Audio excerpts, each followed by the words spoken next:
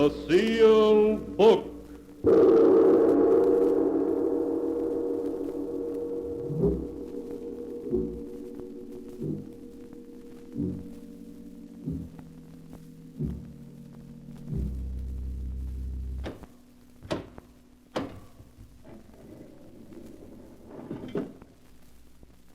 Once again, the keeper of the book has opened the ponderous door to the secret vault, wherein is kept the great sealed book, in which is recorded all the secrets and mysteries of mankind through the ages.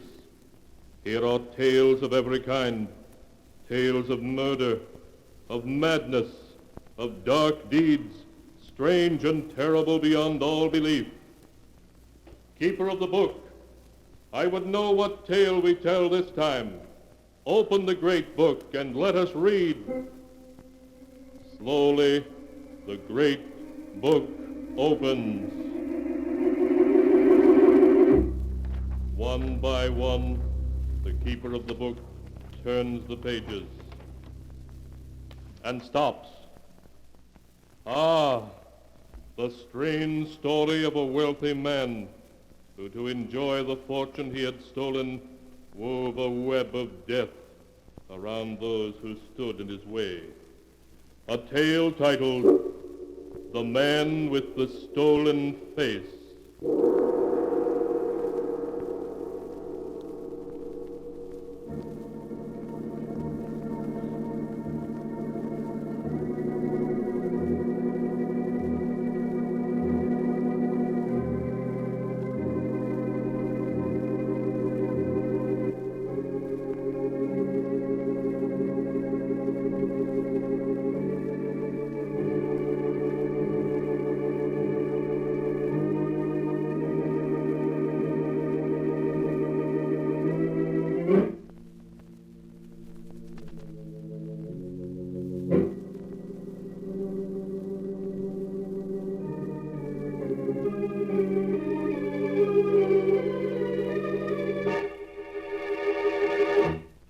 Here is the tale, The Man with the Stolen Face, as it is written in the pages of the sealed book.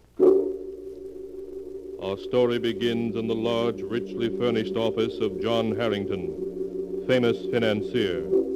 It is late afternoon, and Harrington is speaking to Matthew Briggs, his very confidential secretary. Well, Matt, this is it. I swore I was going to retire when I had $20 million, and now I have it. I worked hard, and now I'm going to play hard. And do your plans include me still? No, of course they do, Matt. I couldn't get along without you. I see. Yes, I suppose you still need someone to do your dirty work for you. Why, Matt, what a thing to say. Now, where would you be if you hadn't hooked up with me? Executed and buried these 14 years, that's where. I know. You don't need to remind me. Because after all, you did kill that man, Matt. Killed him in cold blood. No, you and I belong together. You could send me to jail, but I still have carefully locked in my lawyer's safe all the evidence necessary to send you to the gallows. Yes, I know. Now, why don't you run along to the apartment? I think I'll sit and smoke one last cigar here in my office. All right. I'll see you later. Poor Matt, how he hates me. There isn't a thing he dares do about it. Well, I suppose a lot of people hate me, but I'm not going to let that worry me any.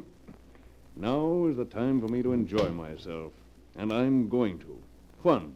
That's my program from now on. Too bad that program will have to be canceled, Harrington. Who are you?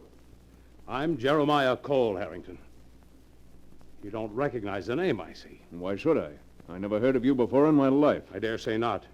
But you've heard of my father, Nathan Cole. Oh. He gave you your first job 20 years ago.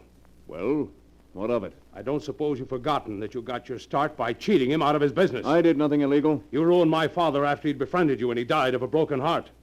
I've spent 20 years trapping you, and now I'm ready to pull the noose tight. You're crazy. There isn't a man alive who has anything on me. I have. San Quentin. San Quentin? What are you talking about? When you were 19, a year before you came to the city and Dad gave you a job, you escaped from San Quentin And you killed a guard doing it. Nonsense. You're crazy. Believe me, I can prove it. I've spent almost 20 years getting ready for just this moment. What do you want? I want $20 million. You can't be serious. Why, that's every cent I have in the world. You ruined my father, and I intend to ruin you.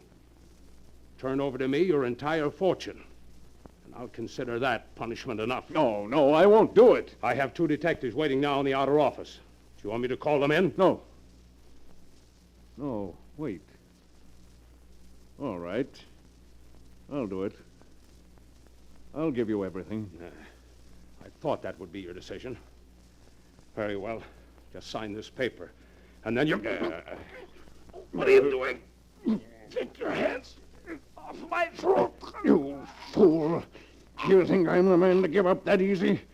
I'll show you. Yes, I have $20 million, and nobody's going to take them away from me. Nobody.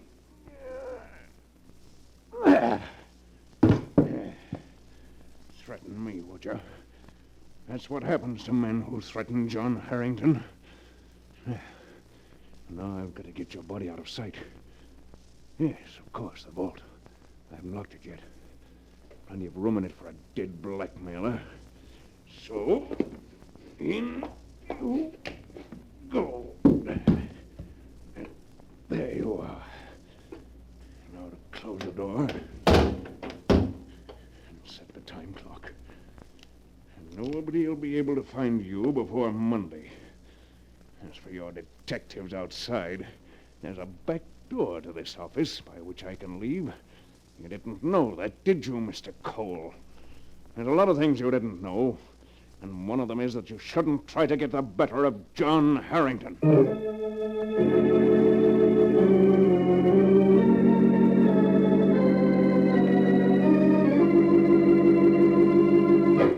So John Harrington slipped away by means of the back door, and once safely outside, telephoned Briggs, giving Briggs instructions to meet him at his mountain lodge that night, with all the money and securities he could put his hands on.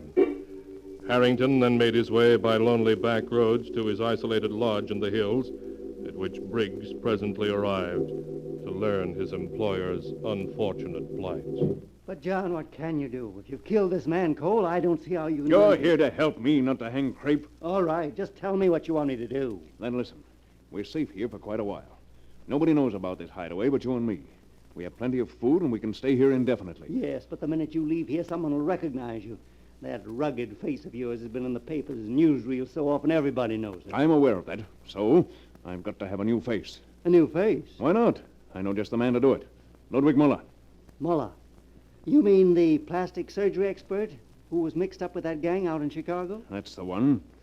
He was given 5 years for altering the features of members of the gang.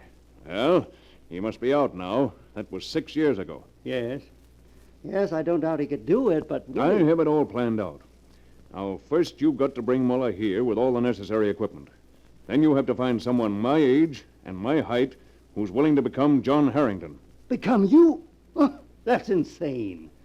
Why, even for all your money, who would trade places with you and go to the electric chair? Don't be stupid, Matt. I tell you I have that worked out, too. Now, listen. You've got to find someone my age and general build who has no wife or family, who's not wanted by the police, and has never been involved with the law in any way, who's lived an inconspicuous life and has never attracted much attention. I'll take his place and live his life. He'll take mine and become a millionaire. But, John... Don't argue. You find such a man and bring him here, and I'll guarantee to persuade him to make the exchange. When I make a plan, it doesn't go wrong.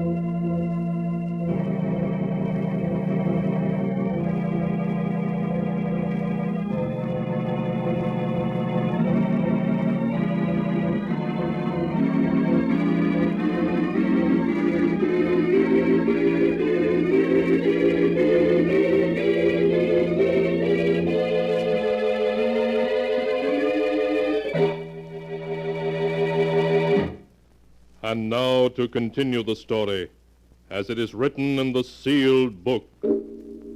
A week passed, then a second, and a third. Then late one evening, Briggs returned. In the car with him were two men, one large and heavy-set, like John Harrington, the other slender, pale, and nervous. Briggs ushered them to separate rooms. Then he reported to his master. Well, Matt, who have you got to take my place? His name is Quincy, William Quincy. I have his whole life history written down for you. Here. Ah, let's see. William Quincy, 39, born in Detroit, parents dead, unmarried, no police record, college education, traveling salesman, down on his luck at the moment. He seems to fit the bill. Does anybody know you brought him here? Not a soul. Good. Bring him in. I'll put the proposition to him. All right. Come in, Quincy. John, this is William Quincy. Hello, Quincy. Sit down. Holy smoke, you're John Harrington. That's right. Now sit down, have a cigar, and we'll get down to cases. Quincy, what would you do for $1 million? $1 million? I'm ready to pay that much money for someone who'll spend 10 years, maybe less, in jail in my place. What kind of a trick are you trying to pull? Briggs told me you're wanted for 2 murders. I'm not trying to pull any trick. I'm innocent of the California murder, and the worst I could get for killing that fellow in my office is manslaughter. He was a blackmailer, and I lost my temper. Well, is it a deal? For $1 million? Yes. Yes, it's a deal. Good. I'm afraid that you'll have to sell me your face as well as your time, Quincy. Sell you my face? Oh, that's a hot one. What's so funny about it? Excuse me, Mr. Harrington. I've always heard that a man's face was his fortune, but I never knew mine had any market value before. Well, it has. $1 million. Okay, you've bought it. Of course, you have to take my face in exchange. Oh, sure. Huh. Sure, I understand. Good. There are a lot of things to be settled yet, but we have time for that. Matt, will you bring in Ludwig Muller? Of course, John. There's just one thing I want to know, Mr. Harrington. Well? When I'm you, how am I going to clear myself of that California rap which you're innocent of? Very simply. You'll take my face, but your fingerprints won't jibe with the prints on file at San Quentin. That'll be obvious proof you're not the man. Very clever, Mr. Harrington. I think of every detail, Quincy, as you'll see. Oh, come in, Dr. Muller. Dr. Muller, this is Mr. Harrington. Please, not Dr. Muller. I have no license. I'm plain Mr. Muller. Just as you like, Mr. Muller. But sit down, please. Thank you. Now, may I ask why I was brought here? Just to help me and Mr. Quincy here exchange faces. Exchange faces? But why should you wish to do such a thing? For personal reasons. We plan to exchange identities. You could make my face look like Quincy's and his like mine, couldn't you? Yes, of course I could, but... Then you're going to do it. And I'm going to pay you $1 million. $1 million? No, you cannot mean it. I do mean it. With that much money, you can become a man of science again. You can build laboratories, experiment, become famous. All just for a simple job of plastic surgery. Not simple, no, but... Yes, Mr. Harrington. I will do it.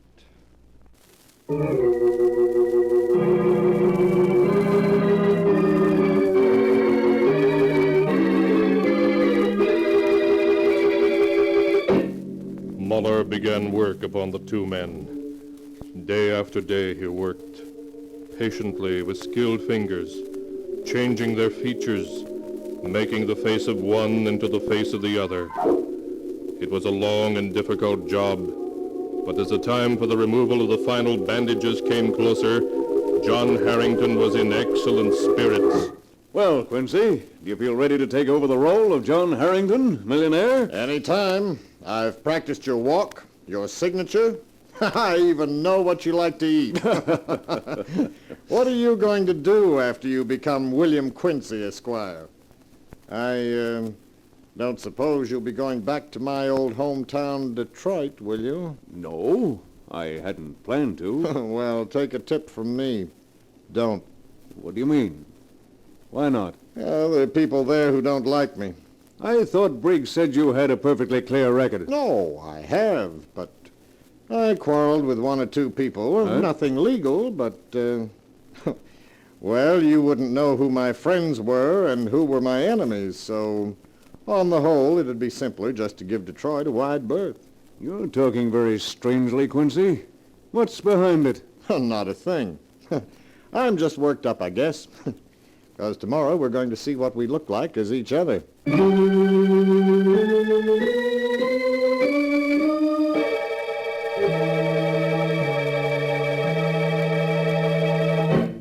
The next day, Ludwig Muller removed the bandages from their faces and from Harrington's hands. And when he held mirrors for them to see themselves... Good heavens. You do not recognize yourself, huh, Mr. Harrington? I should say not. Why, I'm almost tempted to say hello, Quincy, when I look in the mirror. It is my finest job. Well, I'll say it is. Personally, I like the change. I congratulate you, Muller. We must drink a toast to your success. Thank you. Ah, thank that's you. a good idea. We'll drink to Harrington, safe in jail, and Quincy, adrift in the wide, dangerous world. What the Oh, deuce are you... John. Oh, hello, Matt. How do you like my new face? Why, it's a perfect job. We were just going to drink to it. Bring some glasses and a decanter, will you? In fact, bring the special decanter of Napoleon brandy. Certainly. I'll get it. Napoleon brandy, eh? Huh. Sounds good. Well, we'll drink to our futures. I may be going to jail for a while, but when I get out, I'm going to live high, wide, and handsome.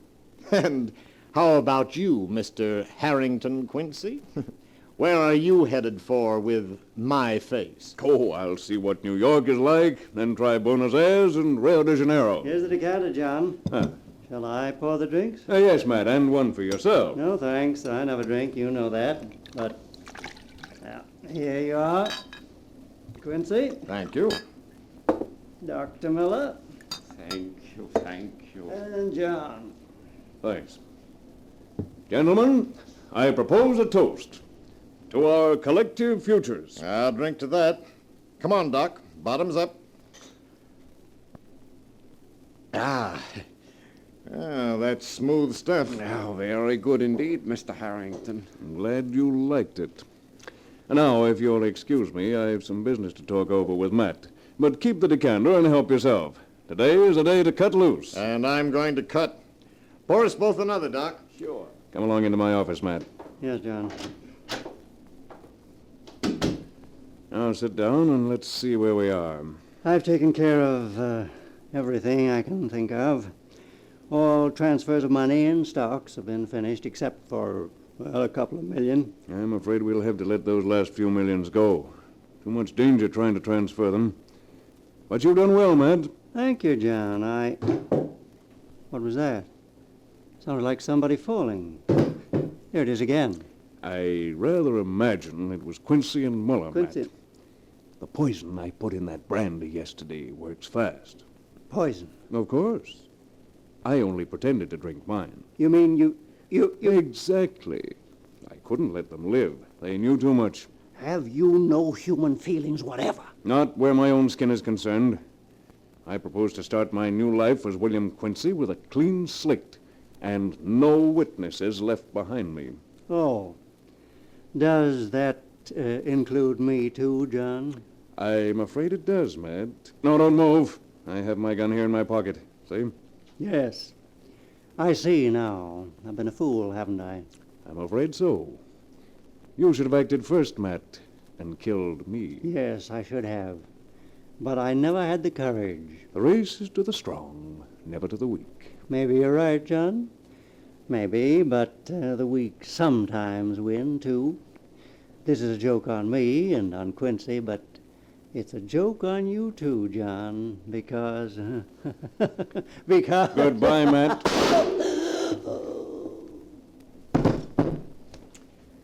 Well, that's that. When the police find you, Matt, together with my body, the story of John Harrington will be over for good and all. But the story of William Quincy, footloose and fancy-free, is just beginning.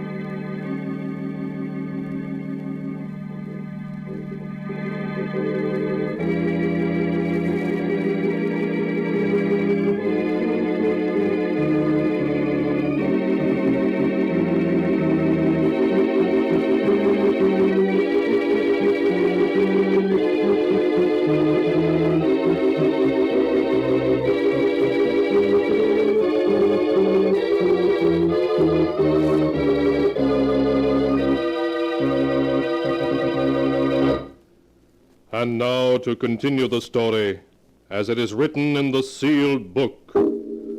A day later, John Harrington slipped away from the mountain hideout, leaving death in sole possession. He had no qualms and no fears. His new face was that of another man, and he became the other man. As William Quincy, he reached New York and went to the hotel where Matt Briggs had made a reservation for him by mail. Yes, sir. Can I help you? My name's Quincy, William Quincy. You're holding a suite for me. Oh, yes, sir. 17E. If you'll just register. Certainly. And here's a letter we've been holding for you, Mr. Quincy. A letter? Thank you. Why, it's in Matt's handwriting. And there were two gentlemen asking for you yesterday. Two gentlemen? Yes, sir. What did you tell them? That you hadn't checked in yet, sir. If they ask for me again, tell them I've canceled my reservations. I'm here for a vacation, and I don't want to be disturbed by anyone.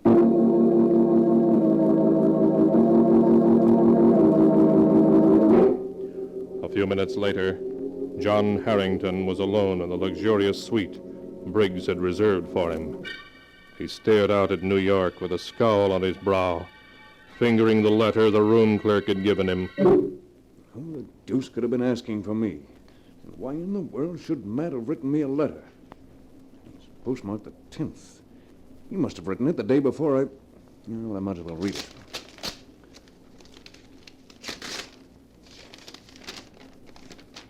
Dear John, you'll get this letter when you reach New York. By then you will be William Quincy for good and all, and Quincy will be John Harrington. I've talked with him, and he has agreed as his first act to ask your lawyer for the evidence you've been holding over my head all these years. He will destroy it. Then, at last, I will be free of you forever. That poor devil, that was his mistake. Now, what else did he say? And now, I want to give you a word of warning. The worm has turned after all these years. I have outsmarted you at last with your own help. What in thunder does he mean?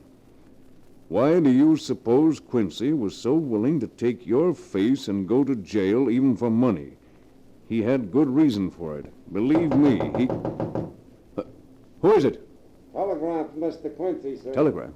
Just a second. Well, let's have it. All right, Quincy, put him up. Come on in, Rocky. Yeah, Lefty. Well, Quincy, old pal, you don't seem very glad to see us. What's the meaning of this? Who are you and what do you want? Steady, Quincy. My trigger finger's itchy. Back up a little. That's better. Who are you? What do you want? Why, we want you, Quincy. You ought to know that. I don't know who you are or why you're here, but you're making a mistake. Listen to him, Rocky. He's forgotten his old pals Lefty and Rocky. I tell you, I never saw you before in my life. You mean you've forgotten all about it, Detroit, Quincy? How you double-crossed the boss and my kid brother 6 months ago and got them both bumped off by the cops? Well, ain't that forgetful of you? No, you're wrong. You've got the wrong William Quincy. Hey, Lefty, you don't suppose this could be the wrong guy, do you? Ah, what makes you say that? You nuts? No, but, well, it's just that this guy's voice don't sound like the way I remember Quincy's voice did. That's right. I'm not the Quincy, you know. Never mind the voice, Rocky. Look at the face. Could there be two guys in a world with a puss like that? But I tell you, I'm He's not... just trying to stall. Let him have it. No, please! I'll give you $1 million!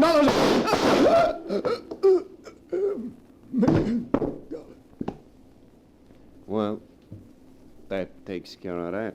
Yeah, that pays off for the boss and your kid brother. He should have known we'd keep looking for him till we found him. Did you hear that stuff about $1 million? He must have been nuts to think we'd listen to guff like that from a cheap dope peddler like Bill Quincy. Yeah, but, you know, Lefty, I'd still kind of like to know who sent us that letter, tipping us off we'd find him here at the Clarke house in New York.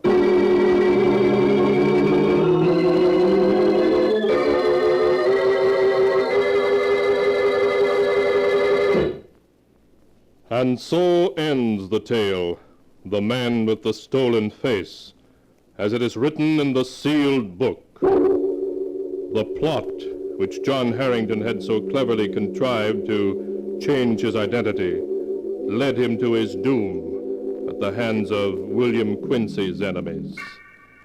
Twisted indeed are the strands of fate in which destiny entangles mere mortals.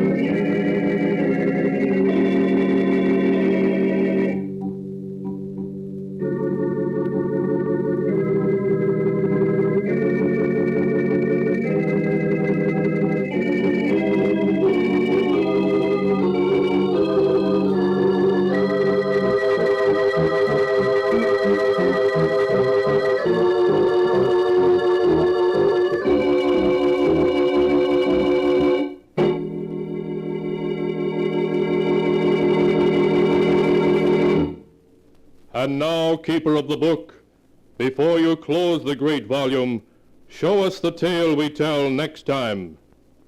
This one, ah yes, the tale of a handsome and mysterious man who had a strange power over people and who caused heartbreak and ruin wherever he went. A tale titled, My Beloved Must Die.